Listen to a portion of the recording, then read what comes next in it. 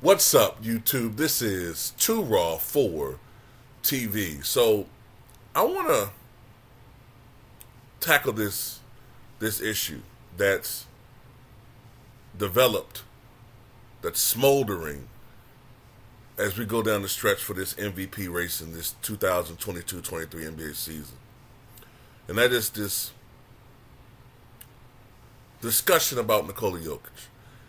And you have Kendrick Perkins who put it out there. And he said that race is a factor in the why Nikola Jokic is getting so much support.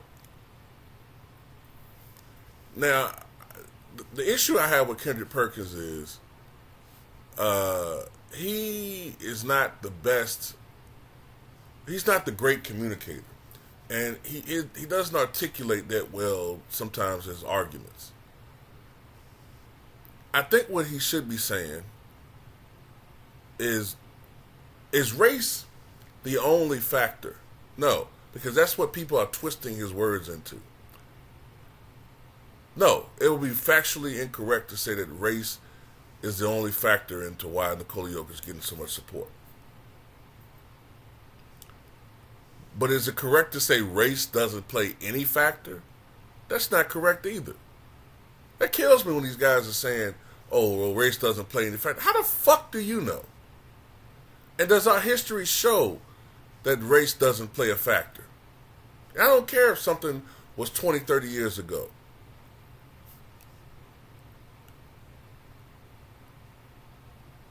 Our history right now shows that race plays a factor.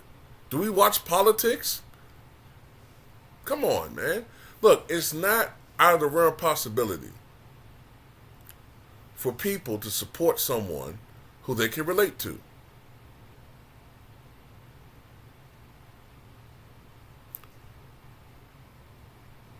How many times have black people been accused of being racist for voting for Barack Obama? Well, 95% of them vote for Obama because he's black. Oh, okay, but you're completely ignoring the fact that black people vote Democratic 88 to 90% in general. So to him being black tick it up a little bit? Yeah, but we always were voting Democratic anyway. But everybody co-signed that one, right? But if I were to say, across the country, a sizable majority, 60%, vote Republican. And in the Deep South, it's 70 to 80% white people. Despite the fact that you can make an argument, the Republican Party in some instances is turned to the Ku Klux Klan Party light.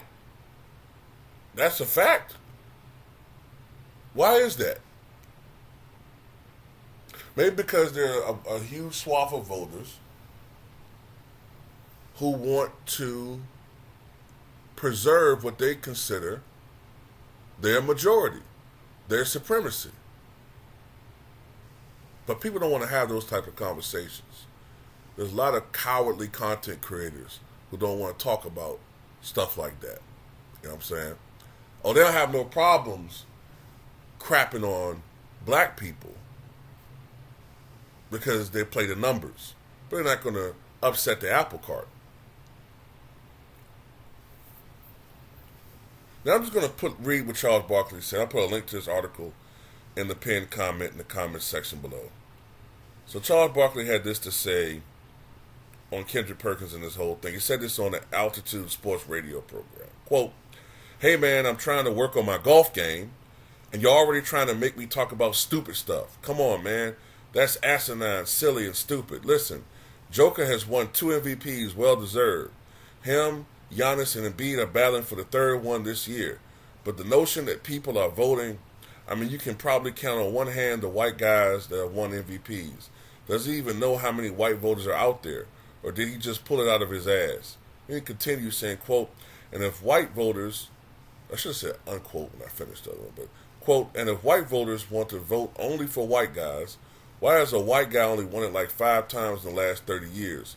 Wouldn't the numbers be way worse And let me tell you something. I'm glad JJ challenged Perkins, because when I heard this for the first time last week, I said this has to be one of the most stupid things I've ever heard. Unquote. Now, this is the same guy, Charles Barkley, that has no problems accusing the black community of racism.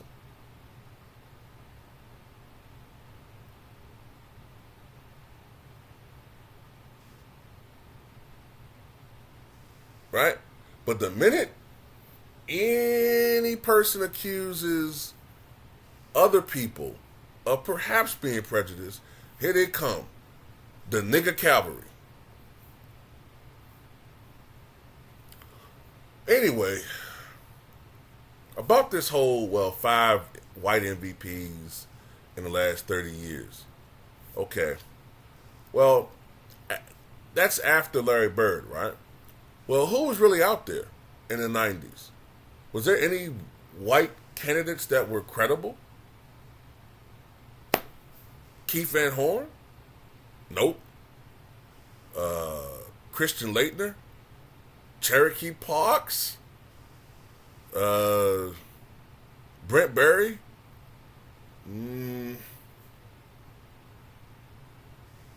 Jadrus Ilgauskas? Nah. Vitaly Potapinko there? Keith Van Horn, who they were trying to push for a while? Nope. They weren't no credible candidates, Chuck.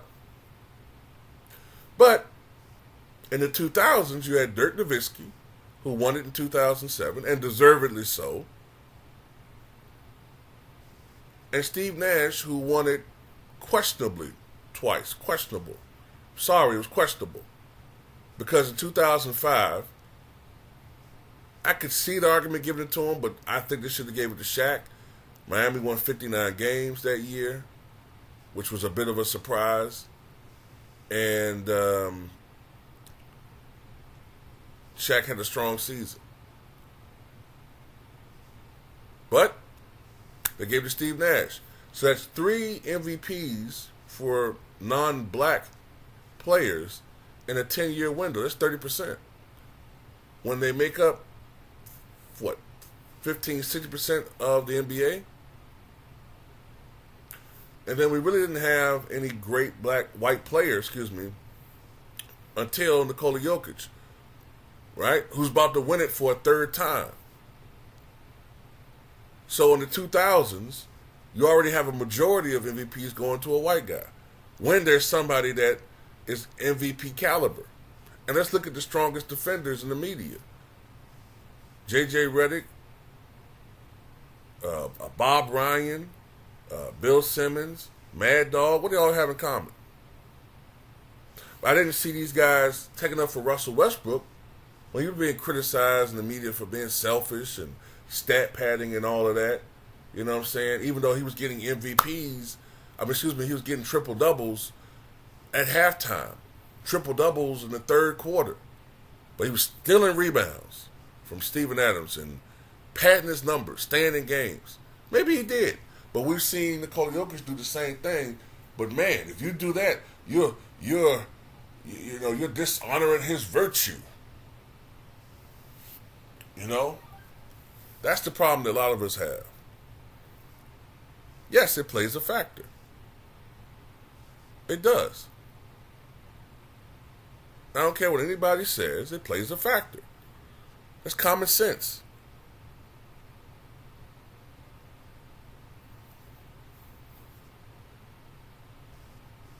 You gotta look at these things. I don't know. Look, in politics, the Democratic Party in the early part of the 20th century, at one point, Germans were the biggest ethnic bloc in many areas. Wisconsin, Ohio, Pennsylvania, right? A lot of these areas, the Democratic Party had a big lock on the German vote. So they would purposely nominate candidates, local candidates, that were of German ethnicity. Why? Because they wanted to bring in and maximize the German vote. Nobody accused Germans of being racist for voting for Germans. Why? Because that's their people. When John F. Kennedy ran for president in 1960, well, Al Smith too, because he was Catholic in 1928, but anti Catholicism hurt him in 1928. He lost the landslide to Herbert Hoover, but in 1960, Kennedy ran for president, and many people thought he might lose. Why? And many people were afraid of him become president. Why? Because he was Catholic, and that he wouldn't adhere to the Constitution. He would listen to the Pope. And a lot of people thought that he would turn off anti-Catholic voters. But he did bring in a large amount of Catholic voters. So I don't understand this argument. When Giuliani ran for mayor in New York in 1989 and 1993 and 1997, he did very well with Italian voters. That's to be expected, right?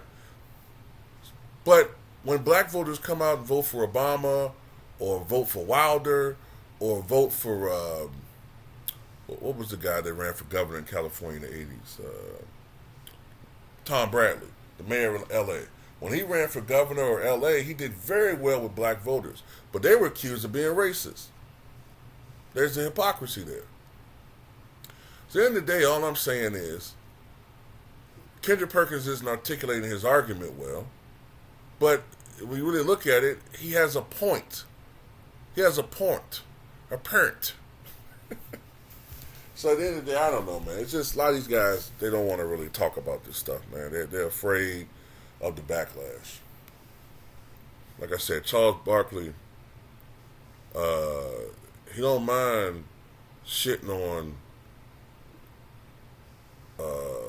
the black neighborhood. I've heard him accuse black people of being racist. Reverse racism, whatever the hell it is. But, it is what it is. I actually am at a point now where I want Nikola Jokic to win MVP.